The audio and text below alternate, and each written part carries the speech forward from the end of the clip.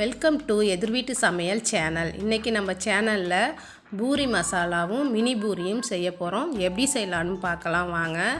அதுக்கு நான் உருளைக்கிழங்கு ஒரு 3 எடுத்திருக்கேன். அதை நல்லா ஒரு 3 விசில் வர வரைக்கும் வேக வைக்க போகிறேன். 3 விசில் வந்துருச்சு. இப்போ நம்ம எடுத்து பார்க்கலாம். பாருங்கள், உருளைக்கிழங்கு நல்லா வெந்து அந்த தோல்லாம் பாருங்கள் வெளியில் வந்திருக்கு. இப்போ இதை நம்ம உரித்து எடுத்துக்கலாம். தோலெல்லாம் நல்லா நம்ம எடுத்துட்டு ரெடி ஆயிடுச்சு. இப்போ எப்படி செய்யலான்னு பார்க்கலாம் வாங்க. அடுப்பு பற்ற வச்சு நான் கடாய் வச்சு எண்ணெய் ஊற்றி கடுகு போடுறேன். கொஞ்சம் கடலப்பருப்பு போடுறேன். 1 ஸ்பூன் கடலப்பருப்பு போடுறேன். 2 துண்டு இஞ்சி போடுறேன். 5 பச்சைமிளகா போடுறேன். பச்சை மிளகா நல்லா பொரிஞ்சு வரட்டும். உங்களுக்கு காரத்துக்கு ஏற்றாப்புல நீங்கள் போட்டுக்கலாம். கருவேப்பிலை, ஒரு 4 வெங்காயம், பெரிய சைஸ் வெங்காயம் நான் கட் பண்ணி வச்சுருந்தேன், அதையும் போட்டுக்கிறேன்.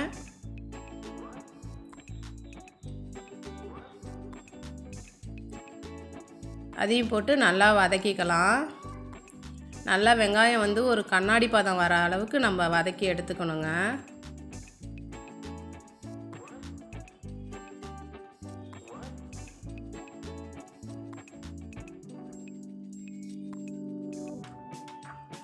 இப்போ வெங்காயம் வதங்குறதுக்கு கொஞ்சோண்டு நான் உப்பு போடுறேன். கொஞ்சம் உப்பு போட்டோம்னா நமக்கு வெங்காயம் வந்து சீக்கிரம் வதங்கி வந்துடும். அதனால தான் நான் கொஞ்சமாக உப்பு போடுறேன்.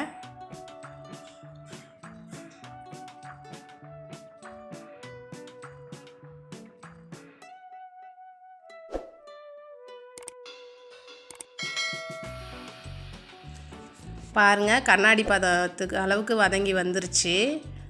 நான் ஒரு தக்காளி கட் பண்ணி வச்சுருந்தேன், அதையும் போட்டுக்கிறேன். 4 வெங்காயத்துக்கு 1 தக்காளி தான் கணக்கு. அதையும் போட்டு நல்லா வதக்கிக்கலாம். 1/2 ஸ்பூன் மஞ்சத்தூள் போடுறேன். மஞ்சத்தூளில் இருக்கிற அந்த பச்சை வாசம் போகிற அளவுக்கு வதக்கிக்கலாம்.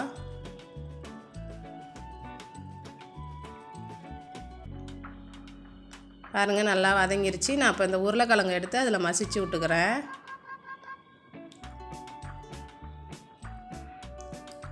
அதையும் போட்டு அந்த மசாலாவோடு நம்ம பிரட்டிக்கலாம்.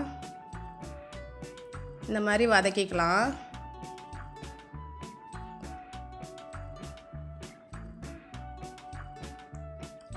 பாருங்கள், நல்லா வதங்கிருச்சு. இப்போ நம்ம கொஞ்சமாக இதில் தண்ணி விட்டுக்கலாம். பூரி மசாலாவுக்கு ரொம்ப தண்ணி விடக்கூடாதுங்க. நான் கொஞ்சமாக தண்ணி விட்டு அதை எல்லாத்தையும் ஒன்றா பிரட்டி விட்டுக்கிறேன். இந்த தண்ணி கொஞ்சமாக தான் இருக்குது. இன்னமும் நம்ம கொஞ்சோண்டு நம்ம இதில் தண்ணி ஊற்றிக்கலாம். இது கரெக்டான தண்ணி இப்போ நான் ஊற்றியிருக்கேன். இப்போ இதுக்கு கொஞ்சம் உப்பு போட்டுக்கலாம். ஏற்கனவே வெங்காயம் வதங்குறதுக்கு நான் உப்பு போட்டிருக்கேன். ஆனால் அது கொஞ்சமாக தான் போட்டேன். இப்போ மறுபடியும் நான் உப்பு போட்டிருக்கேன். இப்போ இது எல்லாம் நல்லா கொஞ்சம் கொதிக்கட்டும். ஒரு பாத்திரத்தில் 2 ஸ்பூன் நான் வந்து கடல மாவு எடுத்திருக்கேன். அதில் கொஞ்சம் தண்ணி ஊற்றி கட்டி இல்லாமல் நல்லா கரைச்சி எடுத்துக்கலாம். இந்த கடல மாவு தான் நமக்கு வந்து ஹோட்டல் ஸ்டைலில் நமக்கு அந்த கிரேவி வரும். ஹோட்டலோட ரகசியமே இந்த கடல மாவு தாங்க. அதை நல்லா கட்டியாக கரைச்சிட்டு இந்த கிரேவியில் நம்ம ஊற்றிக்கலாம். இது ஊற்றி ஒரு 2-3 நிமிஷம் அது கொதிக்கணும். எல்லாமே சேர்ந்து ஒன்றா நல்லா வெந்து வர அளவுக்கு ஒரு 3 நிமிஷம் அதில் கொதித்து வந்தால் போதும். அது வெந்து ரெடி ஆயிரும். ரொம்பவும் கொதிக்க விடக்கூடாது. பாருங்கள், அது போட்டோன்னா நல்லா திக்கான ஒரு கிரேவி நமக்கு கிடச்சிரும்.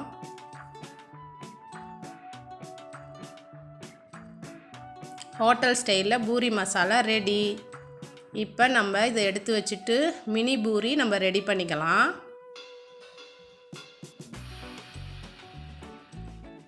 ஒரு பாத்திரம் எடுத்திருக்கேன். அதில் கோதுமை மாவு 2 கப்பு போட்டிருக்கேன். கொஞ்சம் தேவையான அளவு உப்பு போடுறேன். கொஞ்சமாக தண்ணி விட்டு நம்ம மாவை பிசைஞ்சு எடுத்துக்கலாம். கொஞ்சம் கொஞ்சமாக தண்ணி தெளித்து நம்ம பிசையணும். ஒரேடியாக நம்ம தண்ணி ஊற்றி பிசையக்கூடாது.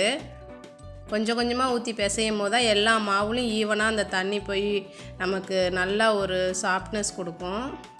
இங்கே பாருங்கள், நல்லா கெட்டியாக நான் பிசைஞ்சு எடுத்துக்கிட்டேன். மாவு நல்லா சாஃப்டாக வர அளவுக்கு நம்ம பிசைஞ்சு எடுத்துக்கணும். இந்த மாதிரி நல்லா பாருங்கள் சாஃப்டாக வந்துருச்சு. இது ஒரு 10 நிமிஷம் நமக்கு அப்படியே ஊறட்டும். ஊறிட்டதுக்கப்புறம் இந்த மாதிரி குட்டி குட்டியாக பாலாக நம்ம உருண்டை பிடிச்சி வச்சுக்கலாம். இப்போ சப்பாத்தி கட்டையில் நம்ம இதை நல்லா தேய்ச்சி எடுத்துக்கலாம். இந்த மாதிரி தேய்ச்சிட்டு நான் ஒரு பாத்திரத்தில் குட்டி குட்டியாக இந்த மாதிரி கட் பண்ணி எடுக்கிறேன். இந்த மாதிரி நம்ம எல்லாத்தையும் கட் பண்ணி எடுத்துக்கலாம். அடுப்பு பற்ற வச்சு கடாய் வச்சு நான் நல்லெண்ணெய் ஊற்றியிருக்கேன். எண்ணெய் நல்லா சூடாகட்டும். நம்ம குட்டி குட்டியாக இருந்தால் இந்த பூரியை எடுத்து அதில் போட்டுக்கலாம். இங்கே பாருங்கள், நல்லா புஷ்ஷுன்னு வருங்க. குழந்தைங்களுக்கு நம்ம இந்த மாதிரி குட்டி குட்டியாக பூரி செஞ்சு கொடுத்தா சூப்பராக பிள்ளைங்க விரும்பி சாப்பிடுவாங்க. மினி பூரி ரெடி ஆகுதுங்க. அப்படியே பிரட்டி விட்டுக்கலாம். பாருங்கள், நல்லா சூப்பராக வந்துருச்சு. இது லஞ்சுக்கும் நம்ம குழந்தைங்களுக்கு பாக்ஸில் கட்டி கூட நம்ம கொடுத்து விடலாம் ஸ்கூலுக்கும். இந்த மாதிரி செய்யும் போது பிள்ளைங்க விரும்பி சாப்பிடுவாங்க.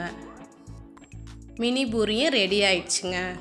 ரொம்ப சிம்பிளாக நம்ம செஞ்சு முடிச்சிட்டோம். சூடான சுவையான பூரி மசாலா ரெடி. இந்த வீடியோ பிடிச்சிருச்சுன்னா லைக் பண்ணுங்கள், ஷேர் பண்ணுங்கள், சப்ஸ்கிரைப் பண்ணி பெல் ஐக்கானை கிளிக் பண்ணுங்கள்.